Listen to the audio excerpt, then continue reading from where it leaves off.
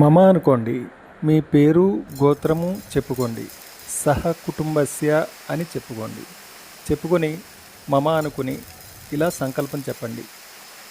క్షేమ, స్థైర్య, ధైర్య, విజయ, అభయ, ఆయు, ఆరోగ్య, ఐశ్వర్య, అభివృద్ధ్యర్థం అఖండ విద్య, ఉద్యోగ, వ్యాపార, వాణిజ్య అనుకూల్యత ఫలసిద్ధ్యర్థం శనేశ్వర గ్రహ అష్టమ అర్ధాష్టమ ఏల్నాటి శనిదోష నివారణార్థం నరఘోష శత్రుఘోష దృష్టిదోష నివారణార్థం గోచారరీత్యా సకల నవగ్రహ అరిష్టస్థాన దోష నివారణ సిద్ధి ద్వారా సకల నవగ్రహ అనుగ్రహ ప్రసాద సిద్ధ్యర్థం